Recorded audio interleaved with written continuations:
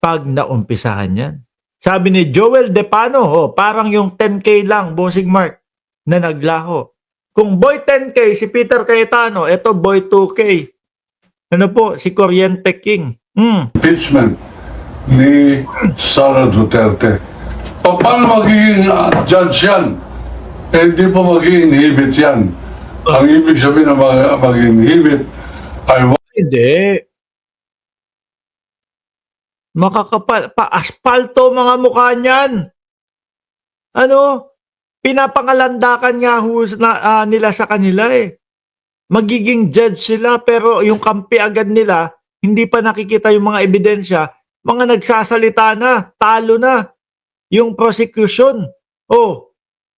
Makakapalo, mga mala-aspalto ang mga pagmumukha niyang mga yan. wag silang papapil bilang judge sapagkat nagpakita na sila ng pagkiling doon po sa nasasakdal. Correct ko. Kayo, ano mararamdaman ninyo mga kababayan? Byron Alde, ano mararamdaman mo? Kapag meron kang kinasuhan mo ako, tapos nakikita mo araw-araw kong kasama yung judge, araw-araw kong kaututang dila yung magiging judge natin dalawa. Ano pakiramdam nun? Naku po, wala na.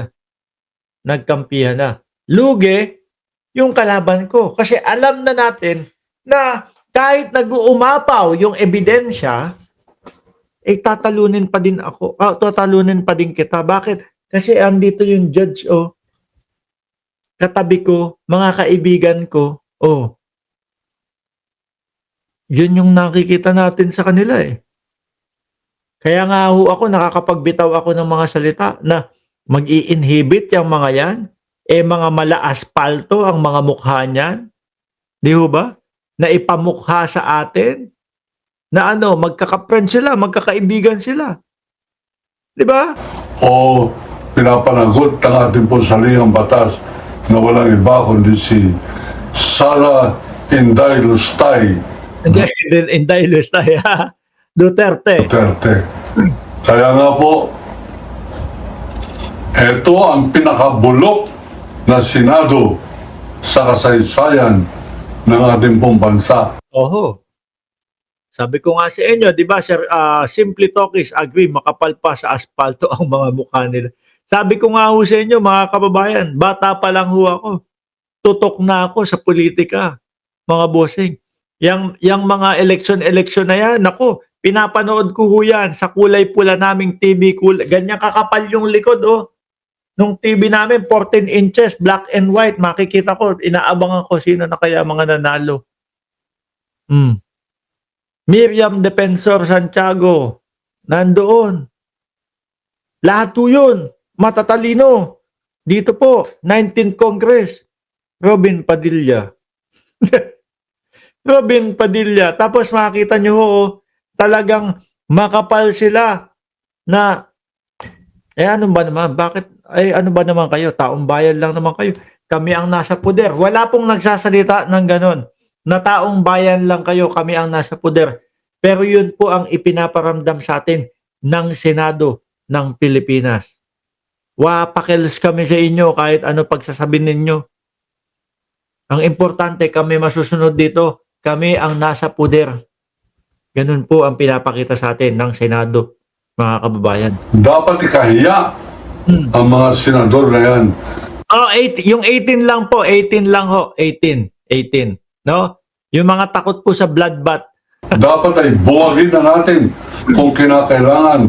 Pagtulong-tulungan na po natin. Ayan, nadadamay tuloy yung mga matitino at maayos na mga senador na patas.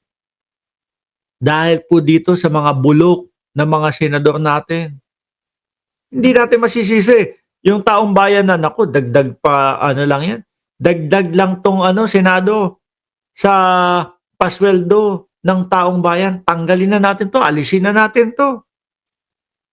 O di ba? Sama din dapat yung isang Senate President.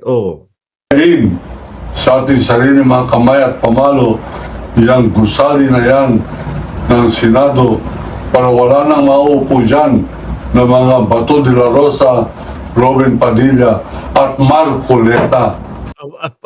Madiin kay Marcoleta din, ano? Sir, paano kaya kapag ka natuloy yung ano ni Marcoleta? Ako, kapag ka natuloy yun, pupurihin ko si Marcoleta. Ano po, pupurihin ko pagka natuloy. Hindi naman ho tayo kagaya ng mga DDS, no? Ay nagawa yung nangyari, ho. Tapos sasabihin, naku, panghayop yan. Yung 20 pesos na bigas na yan, sisirain pa din. Pero, bagay, hindi pa naman nag-uumpisa ho, mga kababayan, yung pag-upo ni Marcoleta. Pero kakatukin ka namin araw-araw, Marcoleta. Diyan sa ipinangako mo sa sambayan ng Pilipino. Di ba? Yan po ang paninindigan, yan po ang ating pong pinaglalaban. At tayo po ay hindi titigil hanggang hindi natin pinakita na meron pa mga Pilipinong may sapat na dangal, meron sapat na tapang, may sapat na talino upang manindigan laban sa kasamaan, laban sa kadiliman na pinaghasik ng tropa, ng barkadahan, ng mafia ng gobyerno Naku. Oh. na kung tawagin po ay Duterte government. Kala ko sasabihin niya, Duterte. Na-realize ko, naalala ko, talo pala yung Duterte. Hindi naman nakapasok lahat, mga bossing. Hindi, totoo yung sinabi niya. Tropahan, magkakaibigan, no? Yan po ang nakikita nating rason lang sa kanila. Yung mga sinasabi nila, pag-aaralan po namin, no? Yung remand nila, ibalik. Tapos tanungin ulit ang Congress kung gusto pa ba nila yan. Alibay lang ho, mga bossing. Napaka-alibay lang po. Ang reason na nakikita ko ho, kasi dikit sila kay Inday Sara Duterte. Yun lang ho yun, mga kababayan. Ngayon ho, pumunta tayo dito, no? Kay Congresswoman De Lima, ang gagalaiti ho. Wala naman daw dapat ganap o walang jurisdiction, no? Ang ombudsman, bakit nakikisali daw ang ombudsman? Ayan po, oh. Di ba? Sabi ni Ricardo Hernandez, sa palagay nyo, baka sangkot din ibang senador sa inaakusa kay Sara Duterte. Baka sila ituro ni Sara sa likod. Tingin ko nga, yun yung ibig sabihin ng bloodbath, no? Ready ako. Bloodbath, gusto ko ng bloodbath, no? Kaya yung iba natatakot.